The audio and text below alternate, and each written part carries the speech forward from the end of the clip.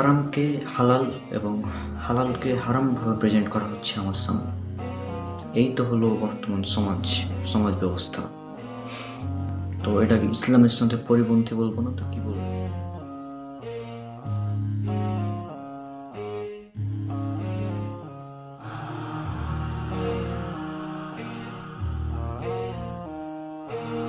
আসসালামু আলাইকুম রহমতুল্লাহি ওয়া বারাকাতুহু। রিসেন্টলি কয়েকদিন আগে মিজানুর রহমান আজহারি তার পেজে টাইমলি ম্যারেজ সম্পর্কে একটি পোস্ট করেন।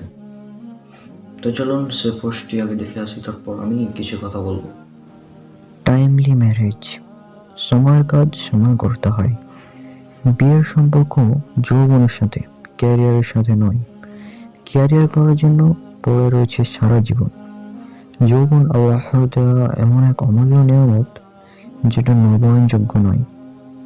তাই যৌবনের শুরুতেই বিয়ে করুন এবং হালাল পন্থায় যৌবনকে উপভোগ করুন। অন্ন, বস্ত্র এবং বাসস্থানের মতোই বিয়েও একটি বেসিক নিড বা মৌলিক অধিকার। এটি একটি সহজাত বিষয় যেটাকে ইগনোর করার কোনো সুযোগ নেই। বাংলাদেশের আবহাওয়া ও পরিবেশে একটি ছেলে অথবা মেয়ে গড়ে 15-16 বছর বয়সেই পরিপূর্ণ সেক্সুয়াল অ্যাবিলিটি লাভ করে থাকে, কিন্তু তারা বিয়ের পিঁড়িতে গিয়ে বসে আরো 10-15 বছর পর। এই লম্বা সময় ধরে যৌন ক্ষুধা নিবারণের কোনো বৈধ সুযোগ কি তাদের হাতে রয়েছে? না, নেই। উপরন্তু বিয়ের প্রশ্ন উঠলেই আসে সামাজিক যত নিয়ম কানুনের দোহাই। একটি মুসলিম সমাজে এটা অপ্রত্যাশিত, অমানবিক এবং সুস্পষ্ট মানবাধিকার লঙ্ঘন।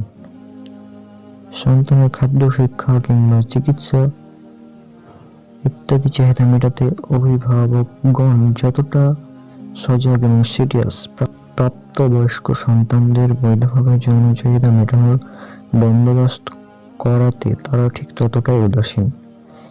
নানান অজুহাত, বাহানা আর সামাজিকতার ভয় দিয়ে বিয়েকে দিনকে দিন জটিল থেকে আরো জটিলতর করা হচ্ছে। মৌলিক এই চাহিদা মেটানোর বৈধ উপায় যেহেতু রুদ্ধ, তাই অবৈধ উপায়গুলো সেই স্থান দখল করে নিবে, এটাই তো স্বাভাবিক। ফলে হারাম রিলেশনশিপ, পর্নোগ্রাফি, উপভোগ এবং ধর্ষণের মতো জঘন্য ঘটনাও আজ দেশের রুটিন নিউজে পরিণত হয়েছে। তাই নতুন প্রজন্মকে এই ধ্বংস আর অবক্ষয় থেকে রক্ষা করতে অভিভাবকদের আরো দায়িত্বশীলতার পরিচয় দিতে হবে। আসুন আমরা অভিভাবকগণ আরো একটু মানবিকতার চর্চা করি। বৈধভাবে যৌন চাহিদা মেটানোর সুযোগকে প্রাপ্তবয়স্ক সন্তানদের জন্য আরো সহজলভ্য করে তুলি। আমাদের অবহেলায় আমাদের আদরের সন্তানেরা হারাম সম্পর্কে জড়িয়ে পড়লে অভিভাবক হিসেবে আল্লাহ তাআলার দরবারে আমরা কোনোভাবেই এর দায় এড়াতে পারবো না। তাই আসুন সবাই মিলে টাইমলি ম্যারেজকে হ্যাঁ বলি আর বিবাহ বহির্ভূত সকল রিলেশনশিপকে না বলি। বিয়েকে সহজ করুন, দেখবেন অশ্লীলতার সকল পথ আপনাতেই রুদ্ধ হয়ে যাবে ইনশাআল্লাহ। আল্লাহ তাআলা ইরশাদ করেন, তোমাদের মধ্যে যারা অবিবাহিত রয়েছে তাদেরকে বিয়ে করিয়ে দাও, আর তোমাদের দাসদাসীদের মধ্যে যারা বিবাহের যোগ্য তাদেরও বিয়ের ব্যবস্থা করো। যদি তারা গরিব হয়ে থাকে তাহলে আল্লাহ তাআলা আপন মেহেরবানিতে তাদের ধনী করে দেবেন। আল্লাহ তাআলা বড়ই প্রাচুর্যময় ও সর্বজ্ঞ। সূরা নূর, সূরা নম্বর 24, আয়াত নম্বর 32। আব্দুল্লাহ ইবনে মাসউদ রাদিয়াল্লাহু আনহু বলেন, আল্লাহ রাসূল সাল্লাল্লাহু আলাইহি ওয়াসাল্লাম আমাদের উদ্দেশ্য করে বলেন, হে যুবক সম্প্রদায়, তোমাদের মধ্যে যারা বিয়ে করার সামর্থ্য রাখে তারা যেন বিয়ে করে নেই, কেননা বিয়ে তার দৃষ্টিকে সংযত রাখে এবং চরিত্রকে হেফাজত করে। আর যার বিয়ে করার সামর্থ্য নেই সে যেন সিয়াম পালন করে, কেননা সিয়াম তার প্রবৃত্তি নিয়ন্ত্রণে সহায়ক। সহিহ বুখারী। হাদিস নম্বর 1905। তো আমাদের বর্তমান সমাজ ব্যবস্থা হচ্ছে এমন যে কেউ যখন বিয়ে করতে চাইবে তখন তাকে বলবে তুমি বিয়ে করে বউকে খাওয়াবে কি, তোমার বয়স কত? তোমার তখন অনেক অল্প বয়স, তোমার তো মাত্র বয়স এখন 17, 18, 19, 20 এরকম। এখন কেন বিয়ে করবে? তুমি আগে লেখাপড়া শেষ করো, তারপর যখন তোমার বয়স 30 হবে, 35 হবে, তখন তুমি বিয়ে করবে। তো আসলে আমরা আমাদের সমাজ কেমন জায়গায় নিয়ে গেছি যে বিয়ে করতে চাইলে মানে এটা একটা মানে মানুষ বলবে এটা এখন ঠিকই না, কিন্তু আপনি ঠিকই সে সময় যখন বলবেন যে আমি প্রেম করছি এই করছি, তখন বাহ সাবাস, দারুণ দারুণ কথা এটা। মানে প্রেম করা এটা হচ্ছে ভালো কাজ, আর বিয়ে করা হচ্ছে হারাম বর্তমান সমাজে। আসলে আমরা আমাদের এই সমাজ যেটা আছে এখন, এই সমাজের সম্পূর্ণ সিস্টেম হচ্ছে ইসলামের সাথে পরিপন্থী, অর্থাৎ একদিকে ইসলাম আর একদিকে সমাজ। আপনি এখন কোন দিকে যাবেন আপনাকে বেছে নিতে হবে।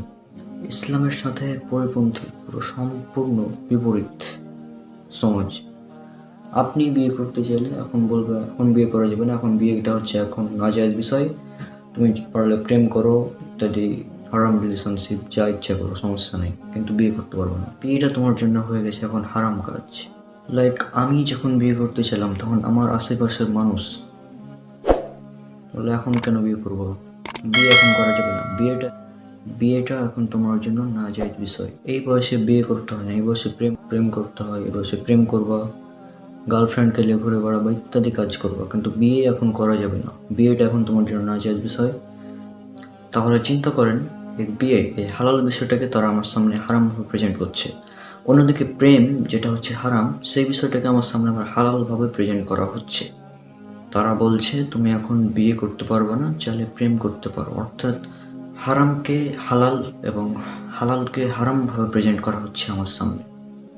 এই তো হলো বর্তমান সমাজ ব্যবস্থা।